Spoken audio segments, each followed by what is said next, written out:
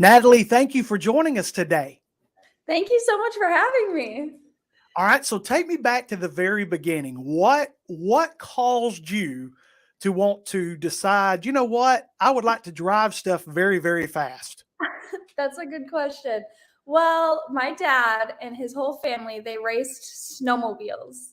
So growing up, I watched my dad race a snowmobile. My dad owned a racetrack with my mom. It was a snowmobile racetrack. So I really fell in love with the motorsports industry because of my dad and that side of my family. They also raced other things like dirt bikes, cars, pretty much everything that you could think about, they've tried. Jet skis, like all sorts of stuff.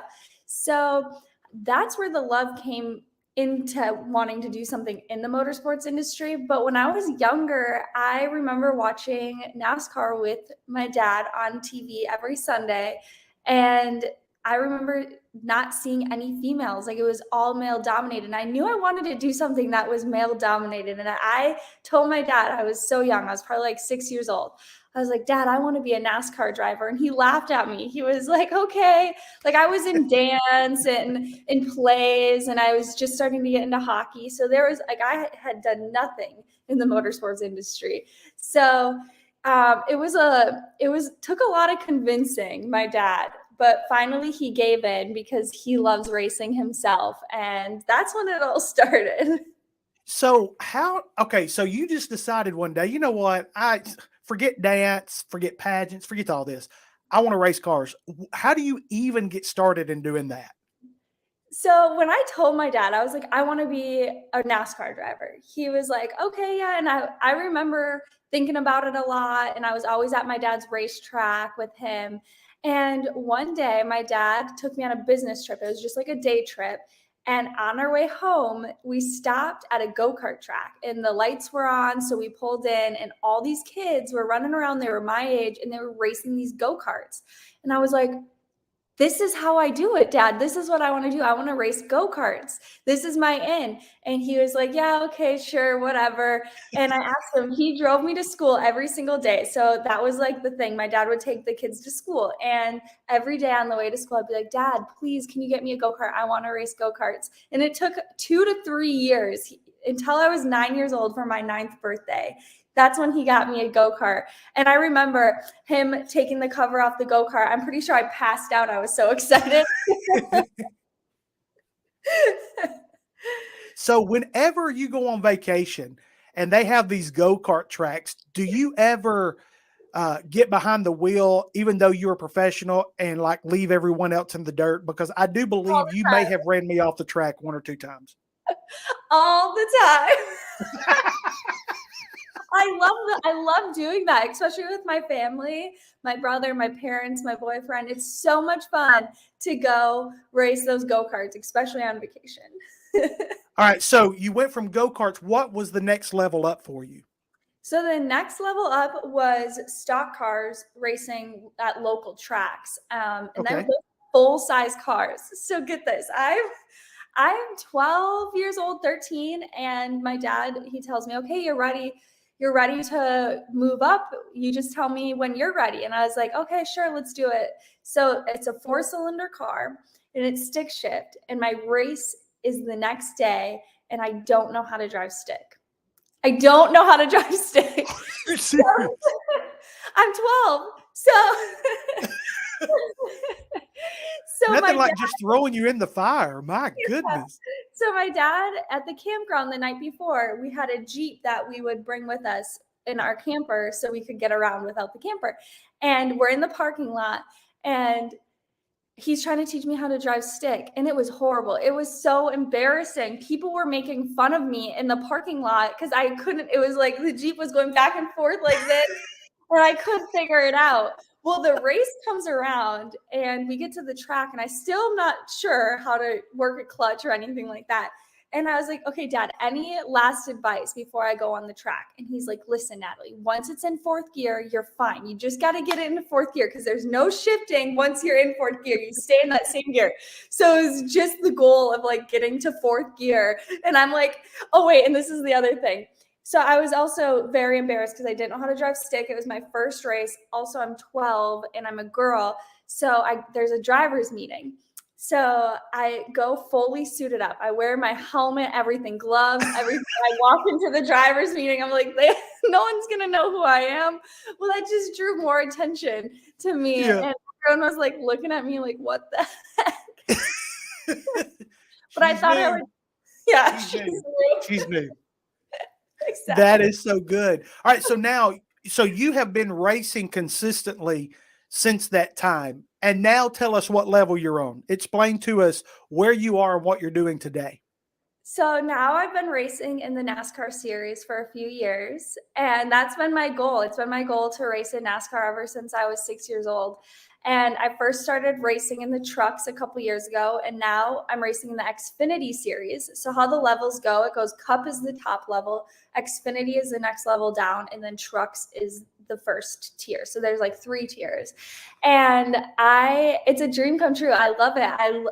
I'm so happy that I get to wake up every day and do what I love. And that just makes me so happy. And I get to do it with my family. I work with my family Yes. every day, which is like a dream come true for me. And it's amazing. I also race in a road racing series where we don't just turn left, we go left and right.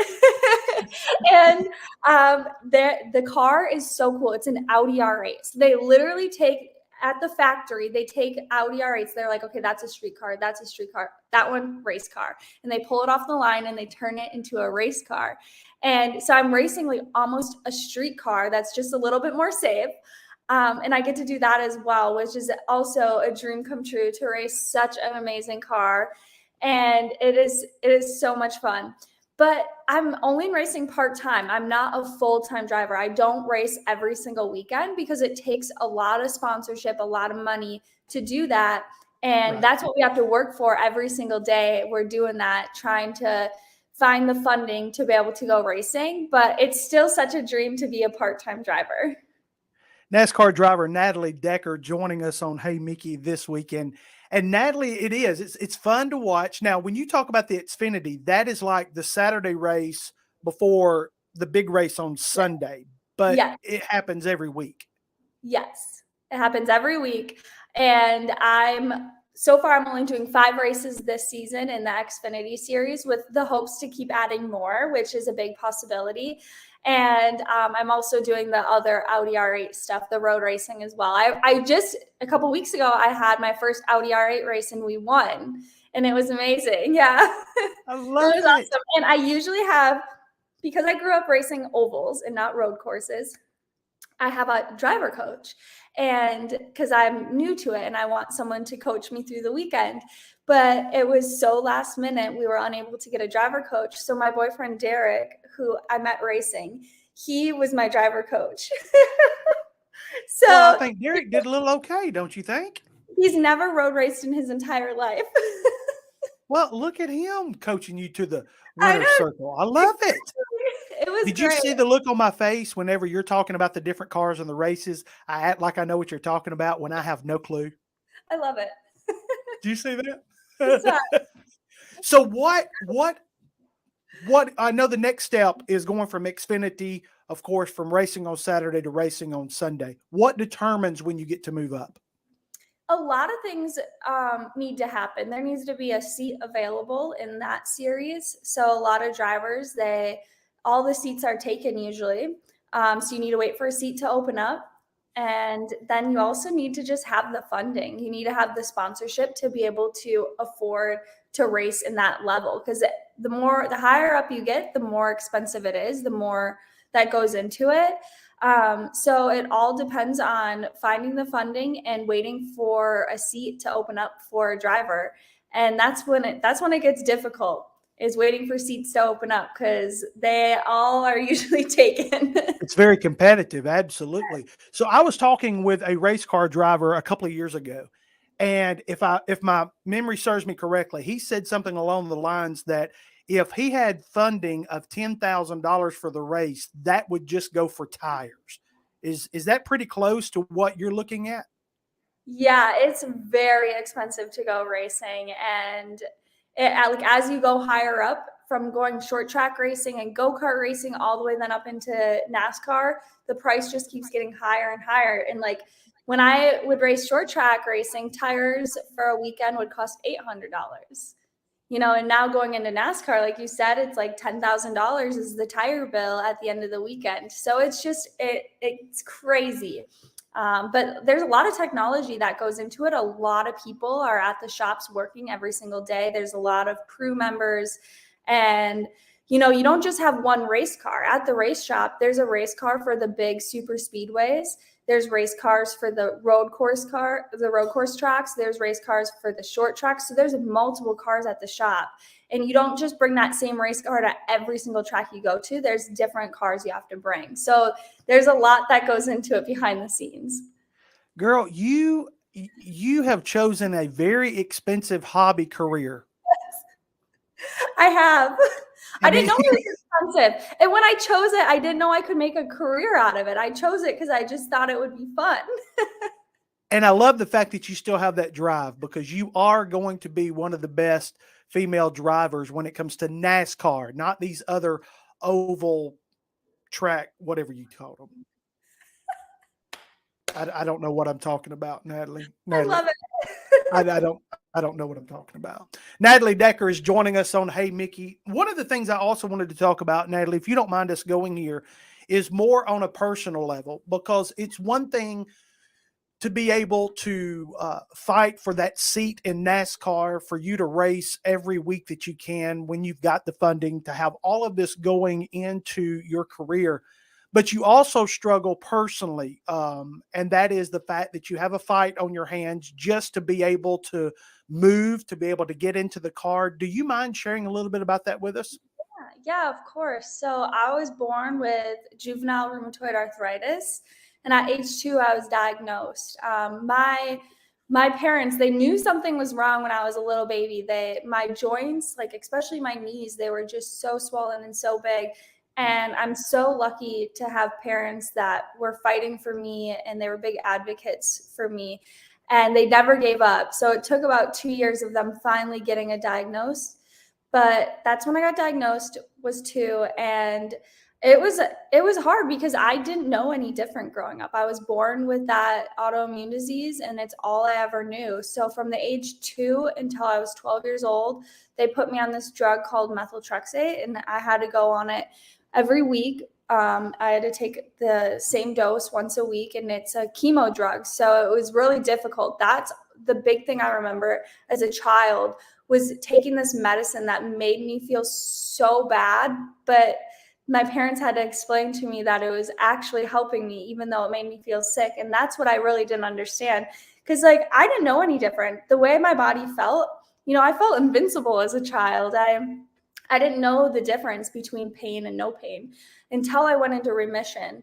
And that's when I was 12, I went to remission. And then a few years later, it slowly started coming back. And after being in remission and knowing what not having pain felt like, then it got difficult. And when I was about 18 years old, I finally decided that I need to go back to see a rheumatologist to figure out, what's going on. And then they told me that, I wasn't in remission anymore. And I also had psoriatic arthritis as well. And I had to start going back on medication. And that was a struggle in itself because, with having an autoimmune disease, it doesn't just affect your joints. So when you hear arthritis, all you think of, is older people and, worn out joints and maybe not being able to get up and down the stairs as easy, but it also affects other organs. It affects your eyes, it affects your heart, your intestines, it can affect everything. And that's what I struggled with, is all of a sudden my gallbladder was going bad, and I had a lot of inflammation in my gallbladder, and I had to get that removed before I could even start on medication to help with all the pain I was having. So it was a long process, but my family was so supportive through the whole thing. And I finally got on some good medication. I do infusions every 6 weeks. And then I also am back on that methotrexate, that chemo drug that I take once a week, which is difficult. How does this affect you when it comes to driving? I mean, I guess it's got to be very painful to be able to sit the length of time that you have to sit in one position without moving. I can just only imagine how painful that could be for you at times. Yeah, it's definitely really difficult because, no matter how healthy you are, how fit you are, driving a race car is hard. It's physical. Whatever temperature it is outside, it's 40 to 50 degrees hotter inside the race car. So when it's 90 degrees out, just imagine we have to sit in there for hours, and we are in equipment that, protects us from fire. So it gets really hot. And, when you're doing something that takes such good mental focus, that's so draining in itself. It's exhausting to be turned on and physically and mentally be trying to think about, the marks you have to hit and just being perfect on the track. So Right. with all of that, no matter how healthy or fit you are, at the end of the race, you're exhausted. And then for me, I get more tired and tired faster than the average person with my autoimmune disease. So I have to do a lot of different training and exercises to make sure I can, last through the whole race. And the last few years have been amazing. I've felt so good, but it is difficult sitting in that same position once the race is over and I'm crawling out of the car. My joints, my hips, my knees, my hands, everything's so locked up. It's sometimes so hard. I can barely even take my helmet off because my hands are in so much pain. But when I'm on the track, I don't even notice. I don't even think about it because I'm You're so in the focused. zone. Yeah. Call it the Nats zone because my name's Natalie, Nats zone. I'm writing that down. I'm Yeah, going to yeah, get in right. the Nats zone. The So, Nats zone. and then the other thing is recovery. So, after a game or after a race, athletes, they have to recover. Well, it just takes me, if it takes an average race car driver to recover, it maybe takes them a day. It will sometimes take me 3 days, 2 days to fully recover back to normal. Goodness. So you're telling me, out of all that you just said, what I took away from that was that if I ever crawl into a race car and I start looking for the air conditioning button, you're telling me that I will not find one in that car. Exactly. I'm You're going to out. sweat a lot. No, I'm out. I'm out. Out of all the things they could put in that car, they ought to be able to put a vent that blows some air. I'm out. I'm out. There is, but it's not cool air. It's just air from outside. It's just fresh air. Listen, I need your boyfriend to start working on this technology to where we can get some cool air coming into this car. This is ridiculous. This is ridiculous. Well, Natalie, in talking about what you're fighting through, and could you just speak just a little bit? Let's just say that there is a young girl that's watching this or listening to this right now, and they're dreaming, maybe not to be a NASCAR driver, but they're dreaming of becoming something themselves. And maybe they have some health issues. Maybe they're trying to get into an arena where there's not a lot of women. Could you just take a few moments and just maybe encourage that little girl that might be listening, or maybe an older person that might be listening that has some dreams that they'd like to accomplish? Yes, I would love to. Okay, there's so many things I've learned, and I'm still so young and still learning.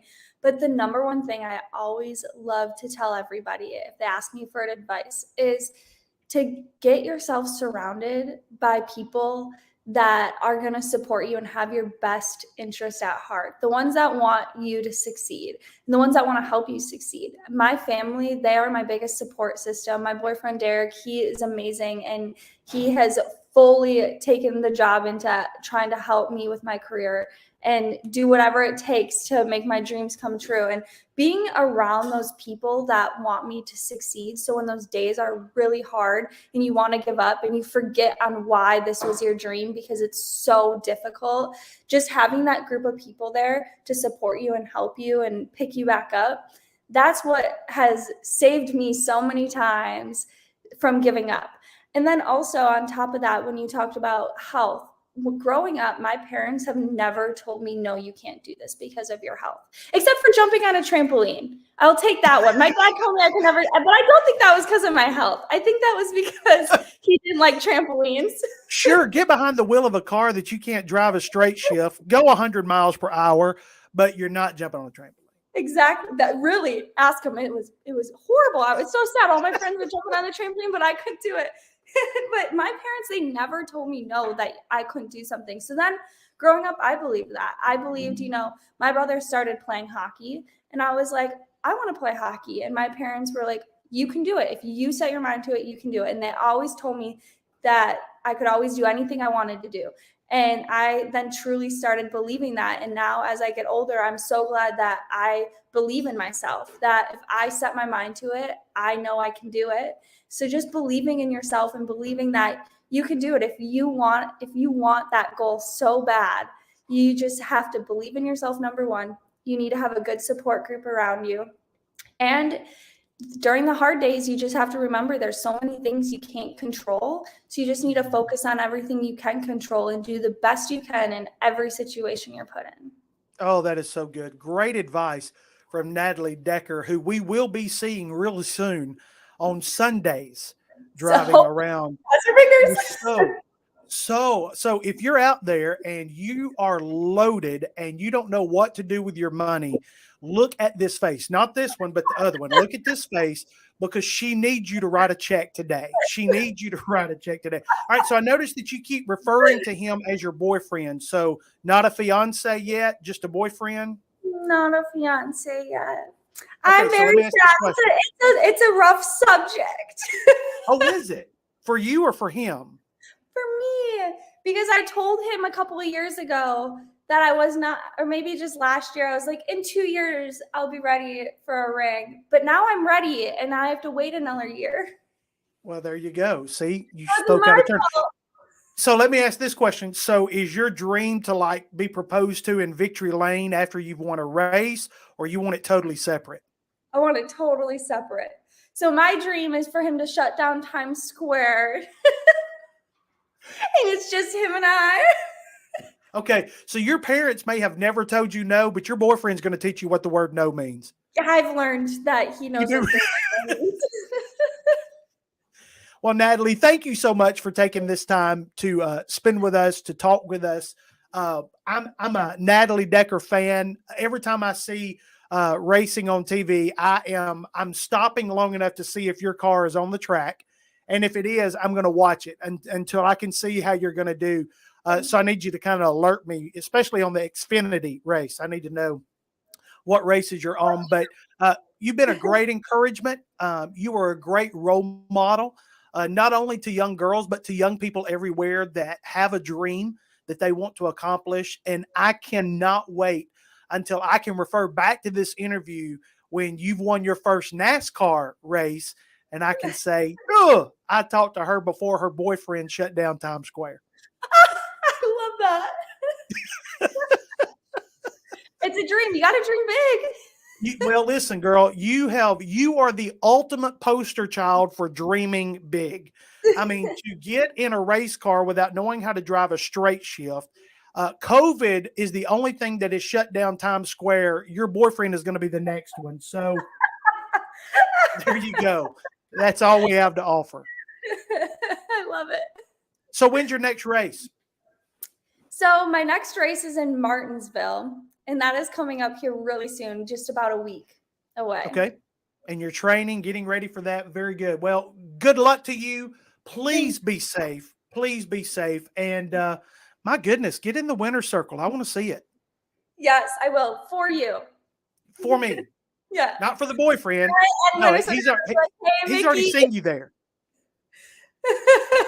Natalie, thank you for joining us. Thank you for having me.